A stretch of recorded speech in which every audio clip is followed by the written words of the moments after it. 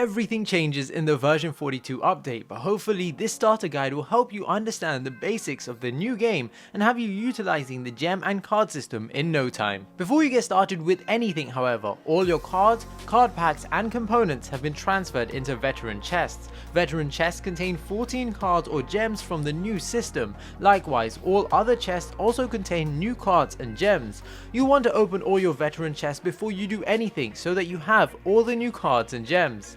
Once you've done that, you're ready to make a deck. When making a deck, there's really two things to consider. Which hero do I want to make this deck for, and how do I want to play this hero? In the latest patch, you can bend the rules of a hero, with cards allowing them to reach into other roles and playstyles that may not have been possible before. I'd advise looking at your card collection first to see which cards will allow you to do this, and then picking the two affinities you think will serve you best. Now you really have three options in my opinion to how you build your deck. The first is to pick your 12 cards and slot your gems accordingly. The second is to pick your gems first and then slot your cards around them. The third is to not really care at all. You might go for the third option now, and I did for a while until I got to grips with the system, but once you do get to grips with the system, you'll see that picking either option 1 or 2 is definitely more beneficial. Let's take a deeper look at the card and new gem system. As most of you are aware, you can now build a deck for any hero using any 2 affinities. This deck can be then used by any hero. You equip 12 cards in your deck with a minimum of 3, but trust me, you're going to want all 12. Now cards can cost either attribute points or gold. I'll talk more about this in a bit, but ideally you want to buy cards for stages of your game, so cheap cards for the early game, reasonably priced cards for your mid game, and then the more expensive cards for your late game. Once you've added your 12 cards, you can now move on to the third and final stage of creating a deck, the gems. You can add up to 6 gems in total and place these on either agility, vitality or the intellect tree. Agility gems focus on damage dealing, lifesteal and various other effects that you would most likely want to apply to your carry. Vitality focuses on health and health regeneration, with these gems most likely going on a tank, offlaner and potentially support. Intellect has a stronger emphasis on casters, with it focusing on mana and mana regeneration. Gems will seem familiar to cards like Tainted Magic and Nanoplasm, as well as some brand new effects.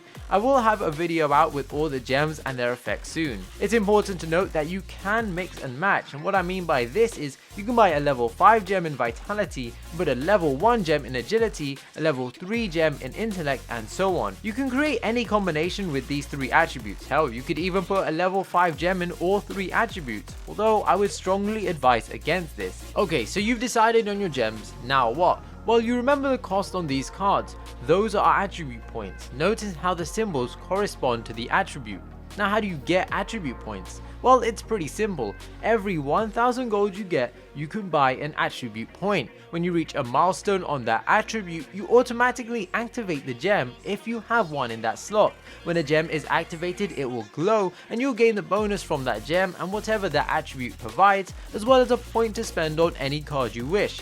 It's important to note when building a deck that while the 60 CP cap is now gone, the new cap is 75 attribute points, 25 in agility, 25 in vitality, and 25 in intellect. So you don't want to make a deck that has 3 late game cards that cost more than 25 agility for example, because you won't be able to have all 3 of them equipped at once. You can still earn gold and use cards that cost gold, but you don't want your late game deck to cost any more than what I just mentioned. Once you've built your deck with all the cards and gems you want, you're ready to go. If however you're unsure on how to build an effective deck, keep an eye out on my channel as I'll have some for you.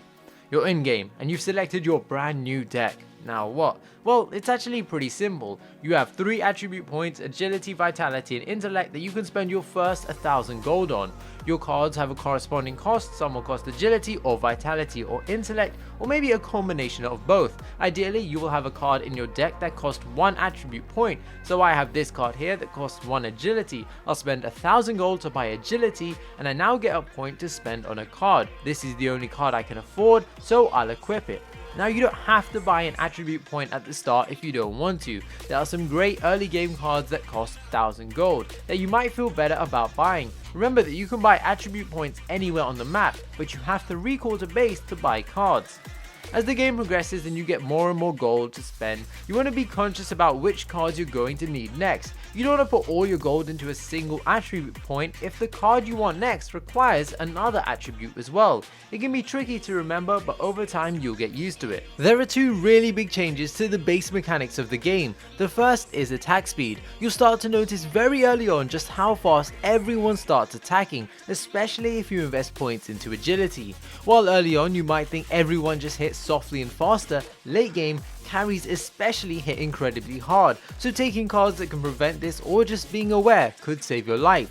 The second thing to note is that death timers are incredibly long, a lot longer than they've ever been. This punishes greedy and risky plays more so than before, so think twice about decisions that could get you killed. Here's a few just general tips. You can no longer lifesteal from Orb Prime, but cards that grant shields do work, providing you with another way of doing Orb solo. Kiting in the jungle is not a necessity, so starting with more greedy items and gems could pay off in the long run. Raptors and Orb Prime spawn earlier in the game, with Raptors spawning at 7 minutes and Orb Prime at 10. River Buff's mana regeneration has been changed to granting 15 mana regeneration for 12 seconds, a total of 180 mana. When you spend attribute points, you do not lose any progress made. So if you had unlocked an agility gem and then spent all your agility points, that gem will remain active forever. Similarly, if you buy a card with attribute points and then sell it later in the game, you are refunded all those attribute points. However, when you buy a card with gold and sell it, you are not. Armor has been changed in version 42 and you can now get negative armor. If your armor reaches a negative value, you will be dealt additional damage from that damage type. For example, if Twin Blast attacks for 105 damage against a Gideon with minus 25 armor, he will now deal 128.3 damage rather than 105. This could make basic pen and ability pen builds incredibly strong.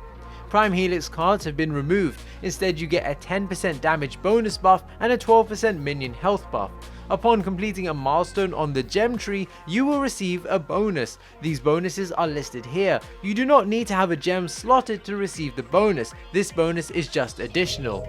And that's everything. I hope this video helps you get started with version 42. As always, if you have any questions, leave a comment down below. Smash that thumbs up button if you found this video useful, subscribe for all the latest Paragon content, and until next time guys, peace.